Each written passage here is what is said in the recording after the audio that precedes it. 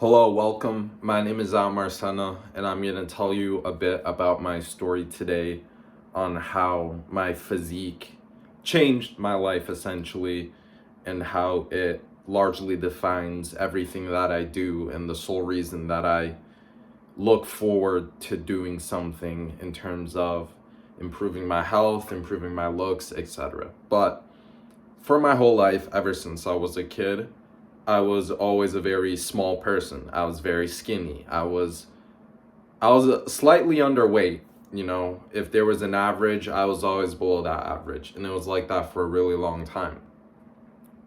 And so, a lot in my life, a lot of people would comment on that, right? They would comment on my appearance. And this is something normal. This is something that all humans do. We all think about each other's appearance, and sometimes we say what we're thinking. So a lot of people were honest with me. A lot of people were saying what was true, but I was small. I was underweight. I did not look good.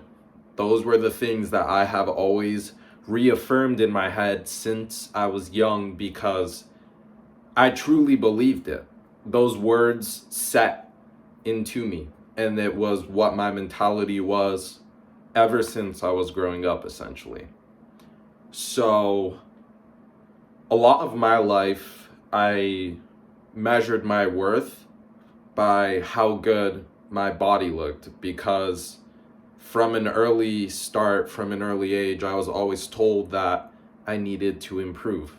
That was the number one thing I hated hearing, but it was the number one thing that I knew was true. And although I couldn't really do much, I don't think that your appearance is something you should be drastically worried about and anxious about when you're 10, 12, 14. Even though, of course, the older you get, the more relevant it becomes and the more seriously people take it. I think that ever since I was really young, I always thought about how can I improve my looks? How can I become better, right? Because a lot of times that I was treated poorly, it was due to the fact that I was small, and that a lot of people could take advantage of the fact that I was always going to be weaker, I was always going to have less reach, etc., etc. And of course, let's be realistic here. I'm a man, so I've always liked doing physical sports. I've always been physically active, but I also always was one of the weakest people on the team, right? So when I was 15, I started seeing more about bodybuilding and just people's physiques in general. If I'm being honest, I saw a lot of street interviews. Someone I can attest that I've seen before, his name is Connor Murphy. This was years ago. Of course, he's still alive today. He still posts, but I was just seeing these kind of videos of men going out in public and basically being praised because they looked so good, shirtless primarily. I never was really, I didn't have any confidence about my face either, right? If we're talking about face and physique, I just thought I was trash all around, but I knew that I could actually do something about my body, like my bone structure is my bone structure in my face, but my physique is something that I can manipulate, right? The weight, the muscle, I can shape that, I can carve that. And that's something that I kind of took very seriously at a very young age, because once I realized that I can make people stop talking bad about me and I can make people stop looking down at me, all I have to do is get bigger.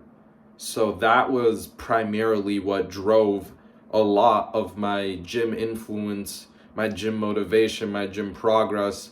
It was a long story of trying to prove myself to others and say, well, you treated me terribly before because I looked small, I looked weak. So I'm much bigger now, I'm stronger, I look better, so now you're gonna respect me.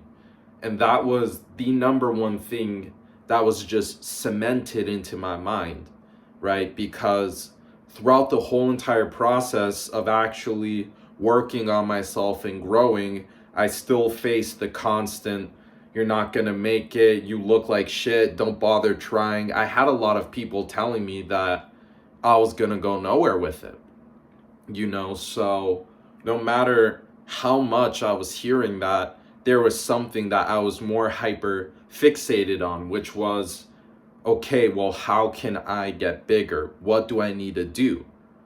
And this was all at the age of 15, essentially. I told myself, I'm going to commit to it no matter what. And keep in mind, this is before the pandemic. This is before I ever touched a dumbbell. But in my head, I had said, okay, for the rest of my life, I'm going to do everything possible to look better, to be stronger, to anything, any type of improvement.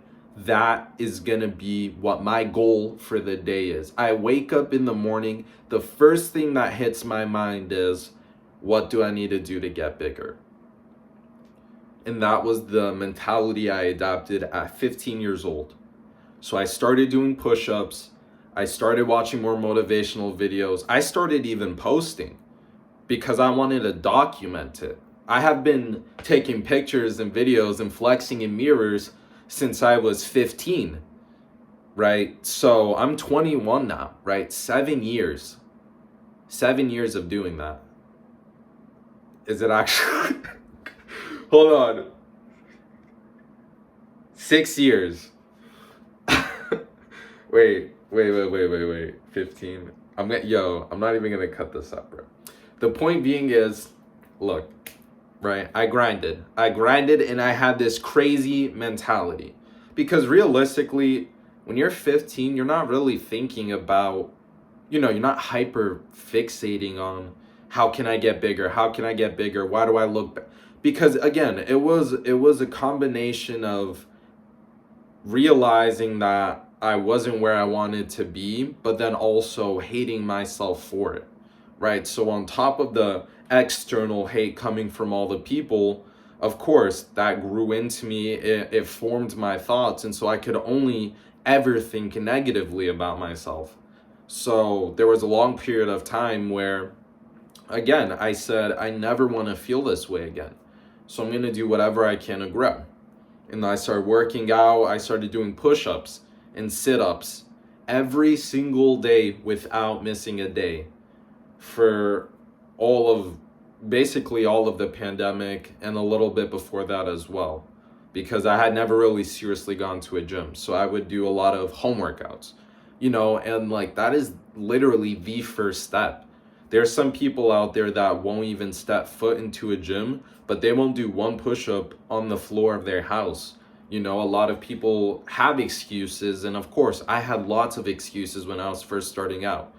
But that's just something that you realize that the excuses don't mean anything, right? They don't, because ultimately, it really comes down to a numbers game and how consistent you can be. And that's the truth. We all know that gym progress does not come quick. When I was 15 and I first started working out, I knew it would take years. And this is what frustrates me a lot, is a lot of people want to see results in 3 months, in 6 months. They want to see drastic change in less than a year. And I'm sorry, but you're not doing that unless you're either on PEDs, have amazing genetics, or some other extra, like, it's not realistic, It's not realistic.